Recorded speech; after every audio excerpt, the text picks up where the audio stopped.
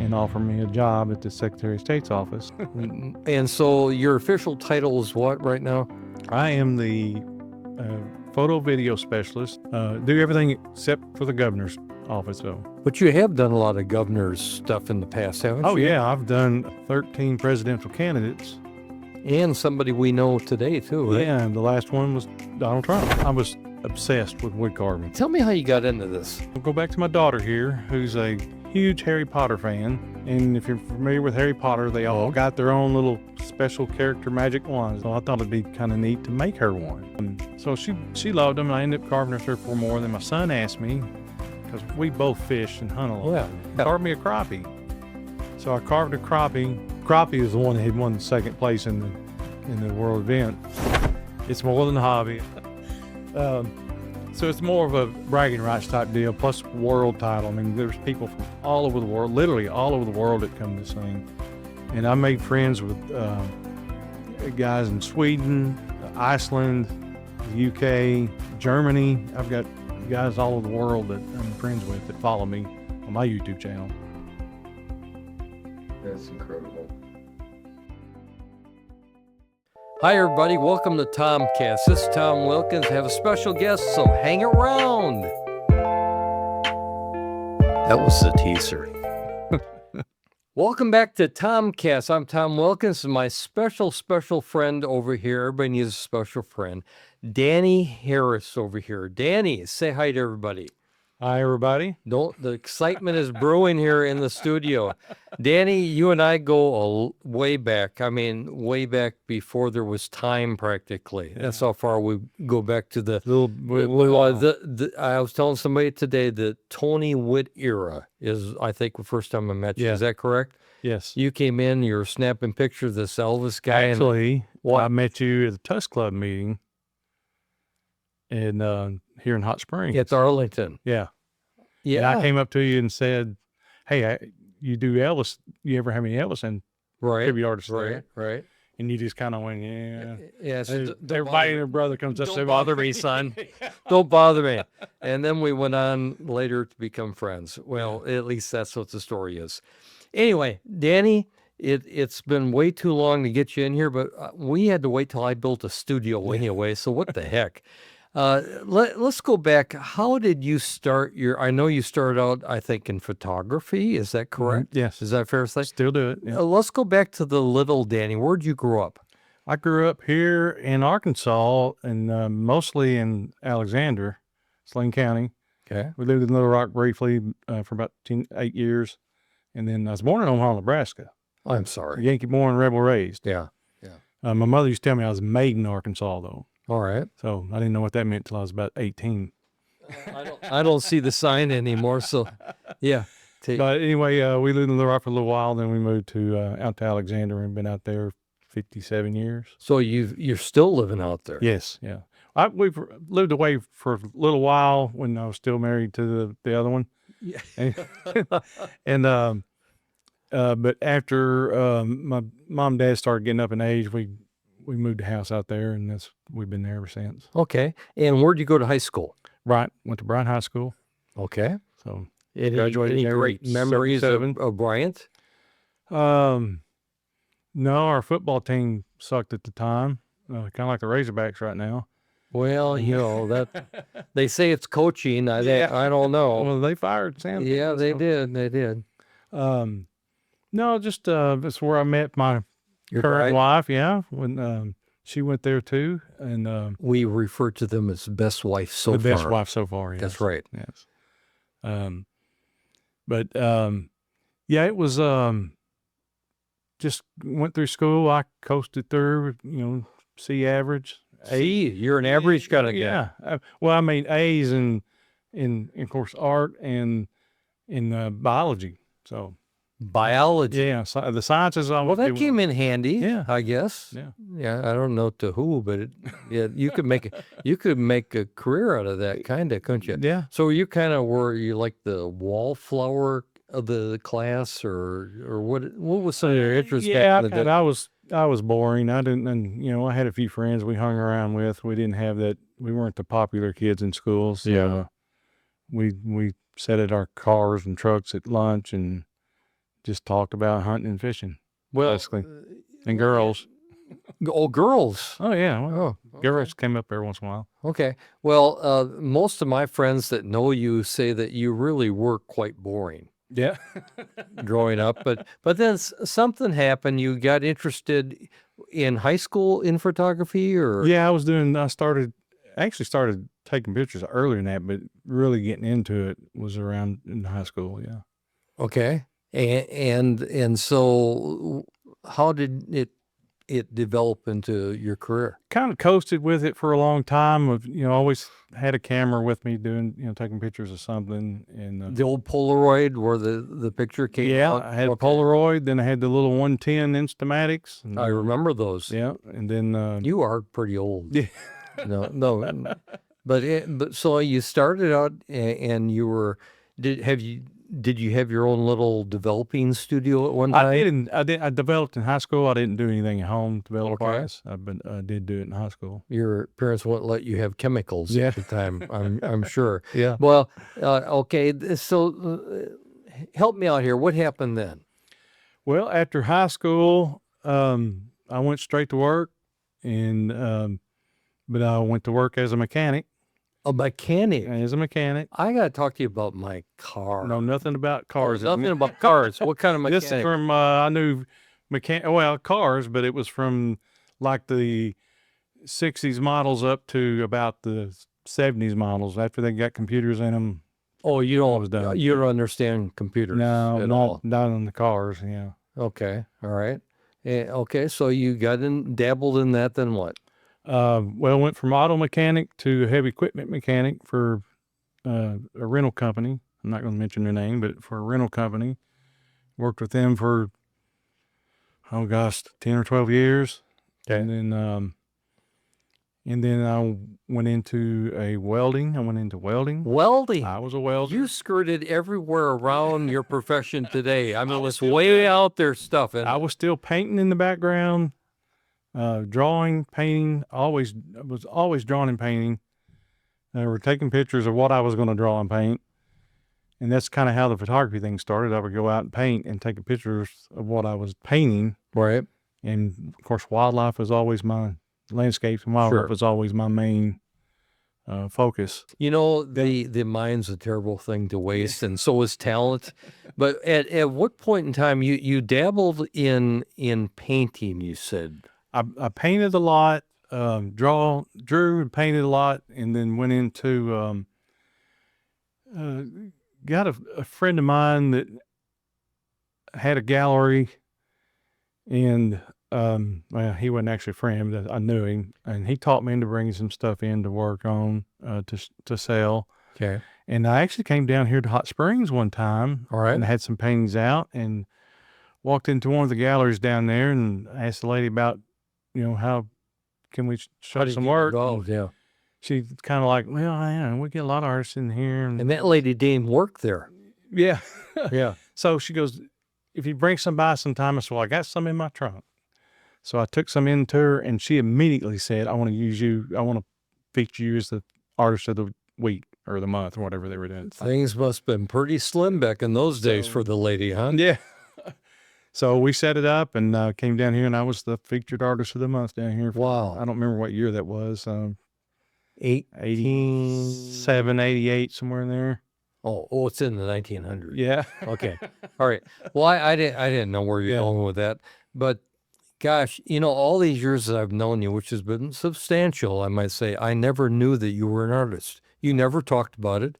You were anything but braggadocious. Yeah. That's the word of the day, by the way. You have to say that 3 times before we're done here today. But yeah, I never really knew that about you. I knew that you like popcorn. I knew that, I knew your eating habits. By the way, you've lost a few pounds. Yeah, almost 90 pounds. Almost 90 pounds. Are you kind of plateaued now at this? No, time? I'm We're trying to get down to your original weight. 50 more, yeah.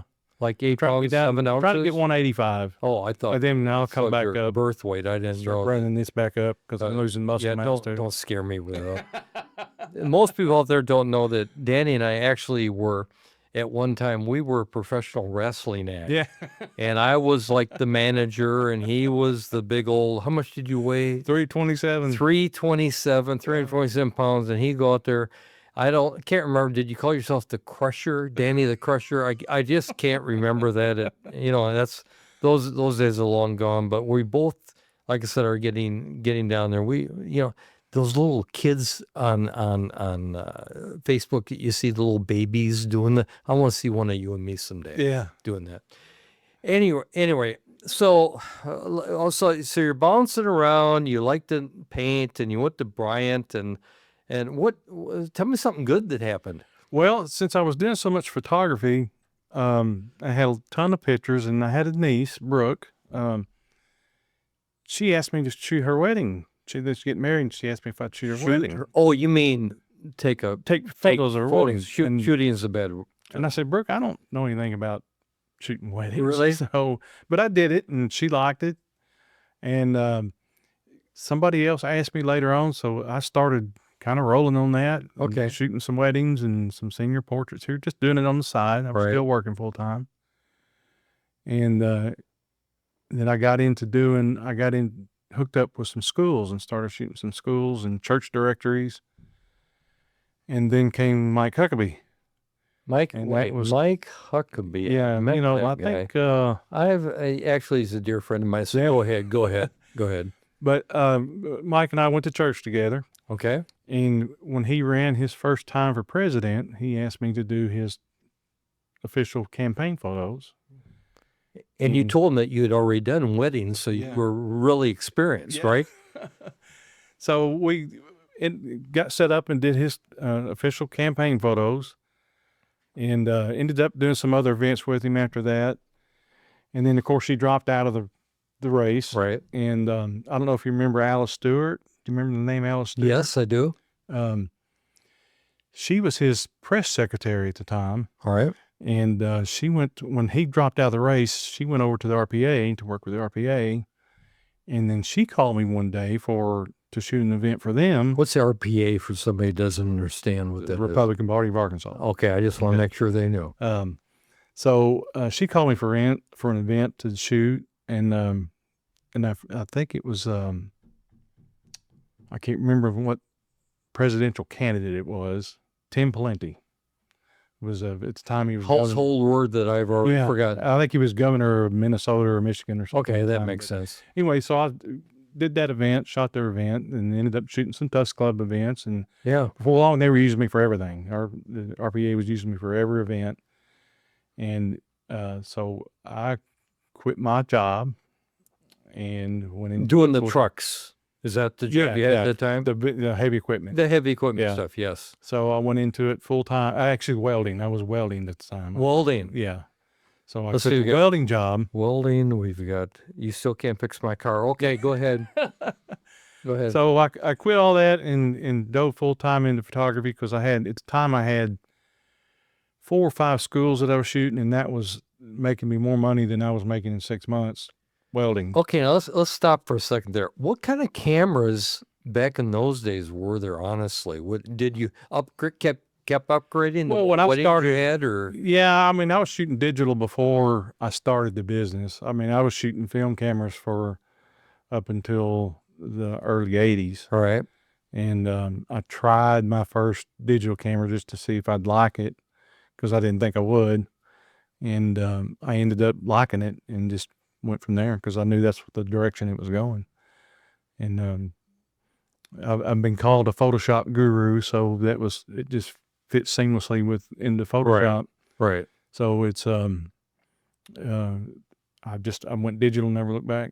So. Well, I remember one time you called me up and said, Tom, I'd like to Photoshop you in to a picture that I have. I says, well, sure. What kind of picture? He says, well, it's with me. We've never taken a picture together. And so so it kind of went viral. I think 10 people saw it. Yeah. So keeping up with the times is really, it's tough in that industry. You don't go there and you don't take the pictures and then send them off to Walmart or wherever you take them and get them back 14 days later and go, I don't like those shots at all. Yeah. I had a website at the time, and it was set up to where when people would make an order, it would automatically go to the printer. They would print it, and it would be shipped directly to them. Wow. So I didn't have to. I mean, Mess with I used to proof. I'd have them ship them to me first, and then I would proof them just to make sure. But once I got to trust the printer, Yeah. then it would just go straight to them after they made their order. Okay. It worked out pretty good. Okay, so you're doing the weddings, you're doing Governor Huckabee, you're doing all these people in other realms of the Republican Party that we can't remember any of their names, because back in that day it was all Democrats around, and you know they all didn't, except for Mike Huckabee. Well, when I started the politic end of it, Arkansas was becoming a red state at the time. Matter of fact, I was in. I quit pretty much doing weddings and senior portraits, and I shot a lot of kids sports. Mm-hmm. But the political end of it kept me. I mean, I was hot. It kept me busy. So I started getting calls from representatives and senators, and want me to do their their photo campaign shots and all that sort of thing. So it kept me pretty busy. And one of the ones I did was Mark Martin, our Secretary of State, and one of his campaign guys called me one day and offered me a job at the Secretary of State's office in the photography department. And I went down and interviewed, and you're still 300 pounds at this time, or were you roughly? Yeah, roughly. Yeah. Okay, big guy. I was 300 pounds until last June. All right. Just to clarify this, last June, folks, write this down. Yeah. But they sent me, come in and interviewed with them, and went home. Said, okay, we'll call you. Yeah. And 2 weeks later, they called me and said, we hired somebody else. Thank you for coming in. So that's okay. I'm still doing photography. Me as a manager for her. Okay, go ahead. So it was about a year or so there. They called me again. Want to know if I wanted to come in, apply. They fired the other guy. Well, the other guy took another job, and so they asked me. He didn't quit. They didn't fire him. He just he took another job, teaching job, I think. All right. So they called me back in, met with him, talked with him. Okay, we'll let you know here in a couple of days. And then they called me. They hired the guy's wife. So wow. Okay, that's fine. I still got plenty jobs in the photography going. And then the next call I got was from Joseph Wood, who was Mark Martin's chief deputy at the time. Right. And Mark Martin had already took office, and Joseph Wood called me because I knew him from all the events we shot. And he said, Danny, would you like to come in? We'd like to hire you. And I said, well, Joseph, I've been down there twice already, and they hired somebody else. And you're fed up with them. Yeah. This whole job interview stuff sucks. Yeah. Okay. But he goes, if you want the job, you got it. Wow. So I took the job, and I've been there 13 years now, I think. So are you still 15 years? Are you still making $8.17 an hour? No, $8.25. $8.25. Yeah, okay. right. Well, there you go. Yeah. There you go. And so your official title is what right now? I am the photo video specialist. Okay. I do anything has to do with the Capitol, senators, representatives, any event, and we do a lot of public service announcement videos and photos, and do everything except for the governor's office. Unless she has something to do with an event we're doing, we don't cover her because she's got her own media staff. Okay. So, but you have done a lot of governor's stuff in the past, haven't you? Oh yeah, I've done. Going back to the RPA. Yeah, I've shot 13 presidential candidates, and somebody we know today too, right? Yeah, and the last one was Donald Trump. Yep, down here in Hot Springs. I remember that. Sure, it was about 2 weeks before he announced. Yep. But his campaign also called me. He came back after he announced to do some kind of rally at Barton Coliseum, and I went and shot that. Okay. And then, could you Photoshop me in with Trump? Oh, yeah. Just so I have something there. It makes me look important. I can make it. Yeah. Okay. I'll expect that next week. Yeah. Wow. So you there's not a lot of political, at least Republican folks, and some Democrats, I assume. Oh yeah, we do Republicans and Democrats. That's bad. I don't say it's a bad You're thing. non-political in that Yeah, world. we try to remain neutral. We shoot them all. Sure. So. Have you ever done sporting events or anything like that? Yeah, I used to shoot. When I started the photography business, I shot some kids soccer. Kids sports was the money maker. And then I shot a little bit of. I got to shoot a little bit of the Razorbacks a couple times on a guest thing. And then there was a semi-pro team in town at the time called the Rhinos, and it was made up of college players that didn't make it pro and high school players that didn't make it to college. So it was fun. I mean, there's some big guys. It was fun to watch. It didn't last long, but it was still fun. Right. Shot all of them. Okay. Has there ever been anybody, and we're going to get off the photography in just a second here, but is there anybody that you've wanted to, I don't like the word shoot in today's word, but what is the correct word?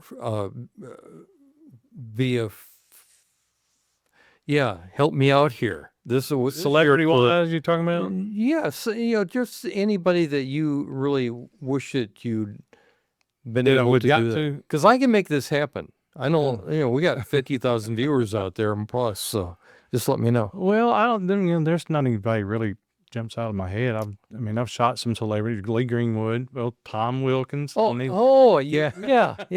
And you're going to Photoshop my president with me. Okay. Yeah, I can do that. Okay. Well, but what a career you've had. I was saying, I've actually been over in your office. Susan and I were over there one day, and we were actually trying to find the bathroom, and we just walked in, and there's Danny Harris, and he said, "Hey, come on in. We don't get many visitors in here," and we got to take the whole tour. But it's great.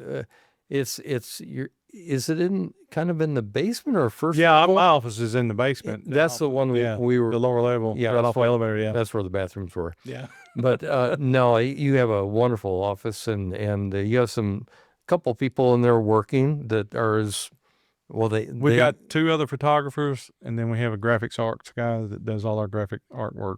Okay, why don't you do the graphic art? Aren't you? Because he does it. He's been doing it he's been there longer than 40 something years. Well, okay. Well, we're gonna let him keep his job for right now. And if you see this video, what's his name? Rick. You're safe, bud. I'll get. Let me mention Jerry and Lori too. So okay. Or anybody else? No, that's it. How about the? Never mind. Yeah. I was going to go a different direction. I'm not going to go there. All right, then. Let's get around to this little guy right here. I don't know if you can see this on camera, but this is that a bluegill? It's a bluegill. That is a bluegill. Even I recognize that. I caught a lot of those when I was young. I grew up in Onalaska, Wisconsin, and for all my friends back in Wisconsin that's still there, all my classmates, most of them are still there going, when do we get out of this place? No, but they're there. And Onalaska's the sunfish capital of the world and always has been since I was a little boy. And they've got one there that's it's like that, but about 5,000 feet bigger. Giant, it's just it's one of those big deals. And I've had my picture taken. I'll send you a picture of it. Yeah. I'll Photoshop Trump in there. Yeah. With it too. Maybe you can do that and send it back. Buy the fish. Yeah. Anyway, tell me how you got into this. Well, I'm gonna go back to my daughter here, who's a huge Harry Potter fan. Okay. And she was had tons of movie memorabilia. And if you're familiar with Harry Potter, they all got their own little special character magic wands. They all got right. So, and she had several already of the characters. So I thought it'd be kind of neat to make her one. So I went out back. I had an old Dremel laying around. I went out back. I had a big walnut tree. What's a Dremel? A Dremel, it's a Dremel power tool. Yeah, Dremel power tool. I don't know what power tools are. So go ahead. But I used a Dremel. I cut a piece of walnut off of a tree out back. Okay. And she has a favorite mythical character on Harry Potter, which is called the I'm gonna draw a blank on it.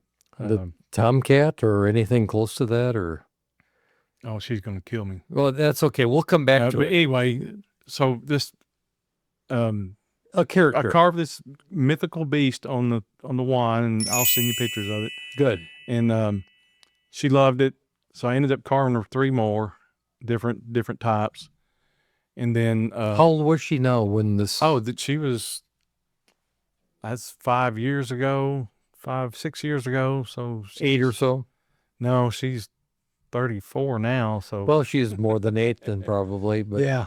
anyway, she was an adult. Yeah, she's an adult. So she loved them. And I ended up carving her 3 or 4 more. Then my son asked me, because we both fish and hunt a lot. Yeah, Dad, you would carve her. I mean, what the heck? Yeah. Carved me a crappie. So I carved a crappie, and it turned out pretty good. And I mean, I was happy with it. There's a lot of mistakes in it, but I didn't know what I was doing. I'd never carved a fish before.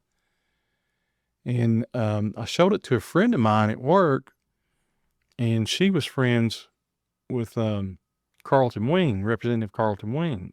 And Okay. do you know? I know who you are. So, but he has an outdoor production company that he does fishing shows and that sort of thing. And he called me and said, "Hey, I'd like to have you on my show to talk about this." Sure. I had the one fish done. Wow. So I think it was in January then, session was in.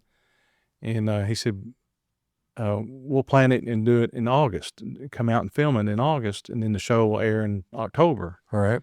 So it was January then. So I got busy and I carved 5, 6 more fish. Wow. So by the time he came, I had You had an onslaught of fish there. You had yeah. So I joined all the, did his show with it. And hey, let's stop right there because we got to take a little break for a commercial anyway. But just remember where you're at, and you might want to write it down because I know at your age, things like this you need to write down, or mine too, as the story goes. More for you than me. Yeah, whatever. Anyway, I'm going to be back with my good friend, Mr. Danny Harris here, and Danny's going to tell us about that string of fish that you carved in the beginning. You said about 5 or 6? Yeah, I think so. Something like that. Yeah. Yeah, it was actually 2, Danny. Your wife told me it was actually 2, but we're going to come back in just a moment. So we'll be back here with TomCast with my friend Danny Harris. Do you hate waking up in the mornings? I know I do. That's why today's sponsor, StrongCoffeeCompany.com, is totally relevant to us and our show here at Sweet Pea Productions. We literally live off coffee, and we couldn't do this job without it. But the difference between regular coffees and Strong Coffee Company is that they're like a health conscious thing. So they have like these special proteins in the coffee that actually make you not crash later on, which is a huge deal. If you're a caffeine addict like me, you know that like afternoon push is just horrible. So they have special coffees that have these special proteins that actually don't cause crashes and are good for you. So if you would like to get 20% off your first order, go to strongcoffeecompany.com/discounts/TomCast and use our promo code to get 20% off. And it also helps us here at the channel so we can keep buying more coffee and keep making videos for you. Have a great day.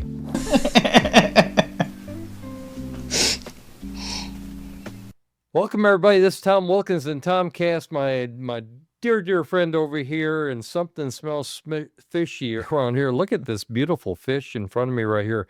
Danny actually carved that fish and has carved tons of them since then, but we're going to go back to our story. Okay. As we left off, you were going to carve some fish for who? Well, I was carving for myself, but I wanted to have more for Carlton Wing, Representative Carlton Wing, for his show. I think it was called Live Bait. Yeah, he had a production company and was doing a bunch. It was a national show, so it was nationwide. And then he also had a show locally that he's changed it now, and I'm gonna have to look up the name. But he's got a local show in Arkansas too, and so he ran it on the segment on both shows. But I started joining I was obsessed with wood carving at that time. And I started joining a lot of Facebook wood carving groups. And I met one guy online that kind of took me under his wing. And he, David's his name.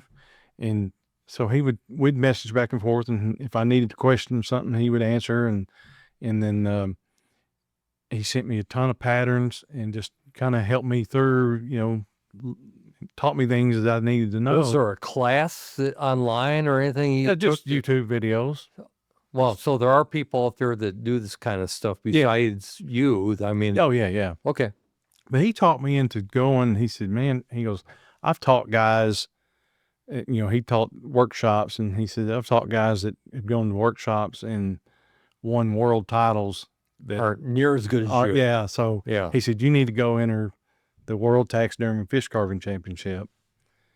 So I did. I signed up, checked it out, signed up, entered, and it was in St. Louis, and went up with 2 fish, a largemouth bass and a big crappie, and I entered the novice division. All right. So I didn't know what I was doing, didn't know what to expect, and I ended up winning a best of show for the bass in the first place, and then the crappie got a second place.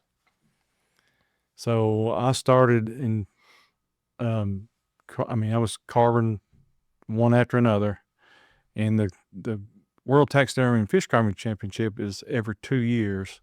So I was gearing up for. Where's it held normally? Or Well, that year it was held in St. Louis, but they had some issues with the hotel, so they moved it. The last year, 2024, was in Coralville, Iowa. okay. And so because I had won a best of show, I had to move up in the categories, so which was intermediate. And so I went to the 2024 show with this guy here and a brown trout. This particular This carving. particular fish here, Okay. and a brown trout, which you'll see in a minute. And what else did I have? Oh, I had a crappie, and the bluegill ended up winning best of show in first place in the intermediate division, and then the brown trout won second in the cold water division in the intermediate. Mm-hmm. And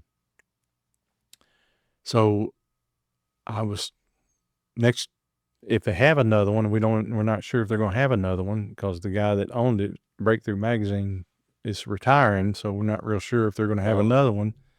But if they do, then I have to move up to the open division, which is the top where the big guys play. So Now, can you make money at these competitions? it's not much at the competitions. There wasn't any money in the novice or intermediate, but the open divisions have small prizes. It's more of a braggadocious. When we gonna put that name in there? Well, that's twice you've used it now.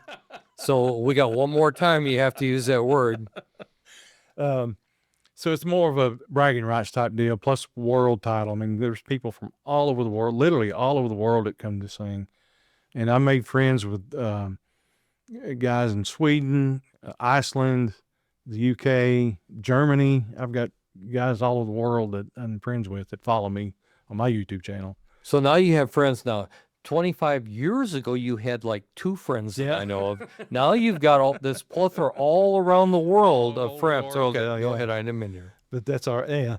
But I had one guy from Iceland message me, and he didn't speak English. And I'm gonna butcher his name because it took me a month to learn how to say it. His name was Vok Ingolfsson. You know him too. Yeah. Yeah, I know Bar. Good guy. Doesn't speak a lot of English, though. It's Yes. pretty broken English. Yes. But he messaged me in a Facebook group, and he had been carving this giant salmon, Atlantic salmon, Oh, wow. and he wanted me to paint it. And I said, well, I don't know. I've got a lot going on, a lot of work going on, and he was just persistent. Would not stop. Okay. And we started using Messenger back and forth.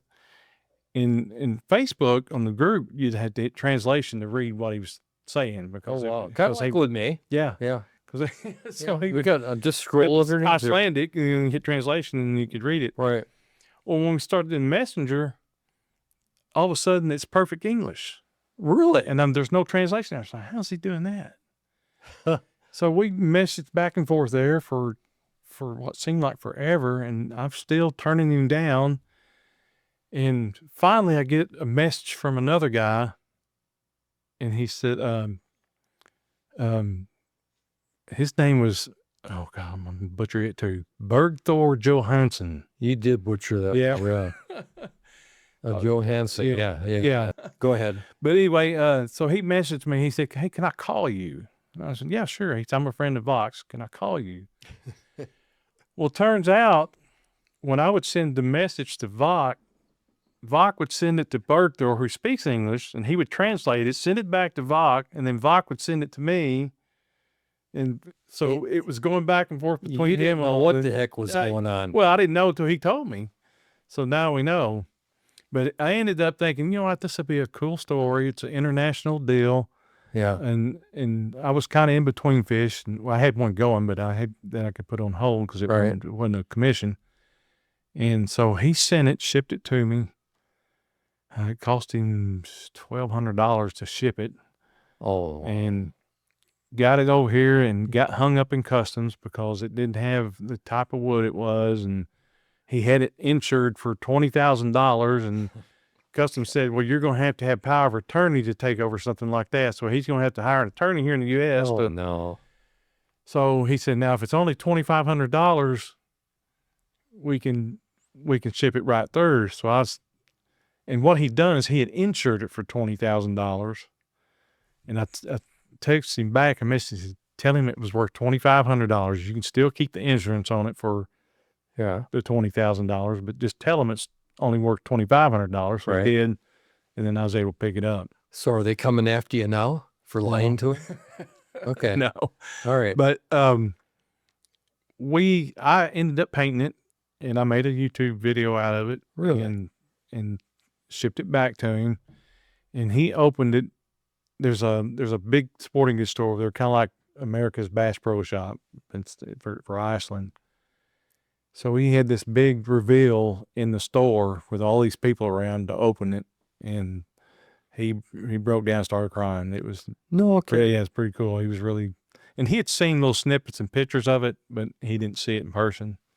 So do you have one of those big spray things? Airbrush. I use an airbrush quite a bit, but here recently I do everything by hand. I don't. Well, that was a house painter. No, I didn't. No. This was all. I did airbrush some of it. Some of it was done by hand. How long did it take you to do something like that? On his, it took about 2-3 weeks, I guess, because I only get to work on it like for a couple hours a day after work, and then on weekends. So Tina's in the kitchen going, Danny, are you done with that fish? Because I was doing it on the kitchen table. Yeah, well, that's what I'm guessing. Yeah, she's giving me some evil eyes over there. Well, that's all right. Yeah. So yeah, but it was but I was doing it at the kitchen table at the time. I did a lot of it outside too, on my front porch is where I call it. So now it's more than a hobby. It's more than a hobby. I've started. A friend of mine, Brad Fryer, called me, and because he'd asked me about, because I had done the rainbow trout and a brown trout, and he'd asked me if I was selling them. I said, well, I'm not selling them yet because I'm trying to get enough together to have some kind of little display or something. Mm-hmm. I said, but when I do sell them, I'll let you know. And when I decided to sell them, I called Brad. I said, Brad, you still want the brown trout or the rainbow? And he said, yeah, and I want the brown trout and the crappie too. Really? So the crappie is the one that had won second place in the world event. And so, and I've known Brad for 40 years. And so I was glad that he got them. Sure. And we set up a meeting, and he asked me what I wanted for him, and I gave him a price, and I think it was $800 or something like that. Minimal. Yeah. For your time. And he was like, he said, that's not enough. Yeah. I said, that's not enough. Your work, because I didn't know how to, it's time. You didn't know how to price it. I didn't know how to price it. Yeah. And so we talked about it a little bit and settled on a price. I think it was $1,500, ended up on, or $1,700. Okay. And he said, it's worth it to me. He said, Right. I'm looking at it as an investment. He said, someday when my great grandkids are old and find these dusty in an attic somewhere, and they take them to the Antiques Roadshow, they're going to be worth $80,000. You know? And that's the truth. So- Yeah.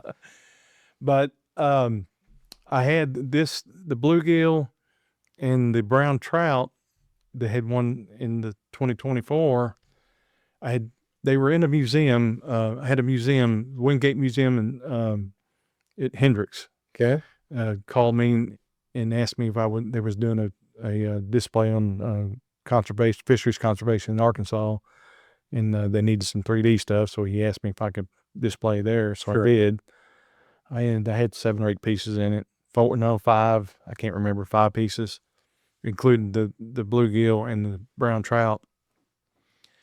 And when it was over, I made a post on Facebook that I'm going to be selling them as soon as the museum was over, Mm-hmm. the exhibit was over.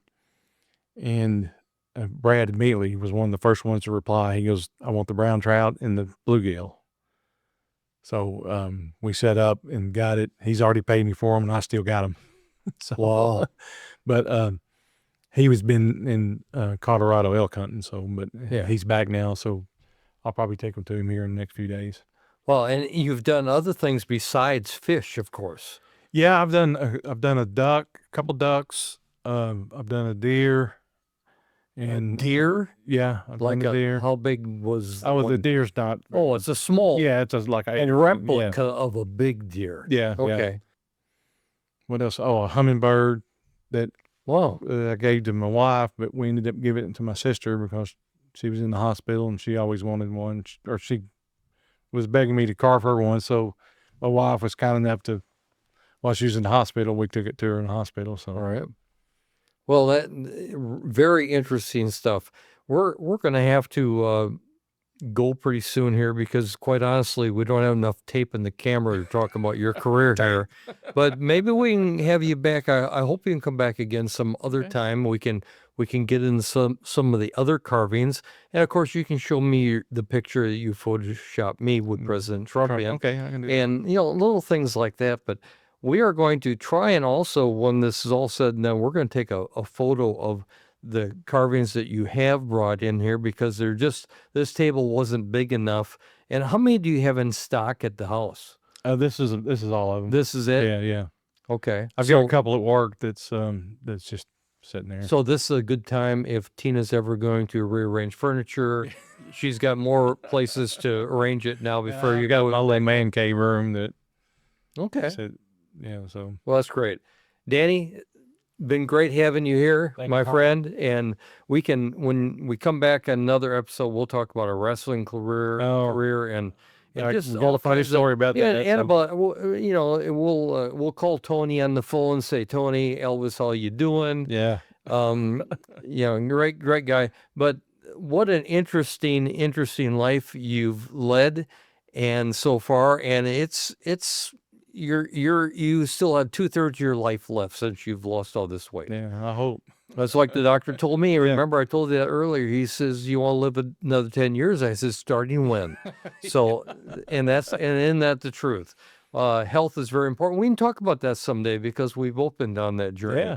This is Tom Wilkins with TomCast, and please like, subscribe, take a loan out to send us money if you want to see more of this stuff, or you can just like and subscribe. And you know what all that stuff means, right? Yeah. I don't. Can we mention my YouTube channel? Well, I'm waiting for it right now. Just look here. Look at this camera. Oh, here. okay. It's Denny Harris Arts on YouTube, and I also have a Facebook page on carving that's Wild Impressions Wood Carving by Denny Harris. So check it out. Well, we'll be sure to edit all that out, Danny. That he's just no. Thank you for being here. It's been my pleasure reuniting. We don't get together very often, and it seems to me the last time we went to a wrestling match, I paid too. So you're probably due to have Susan and I come over to And something. we went to the wrestling match, and Globetrotter basketball game. It was a Globetrotter there. on the wrong Yeah, well, that was my fault, I guess. But anyway, this is Tom Wilkins with TomCast. Danny, thanks for being here. We'll see you next episode.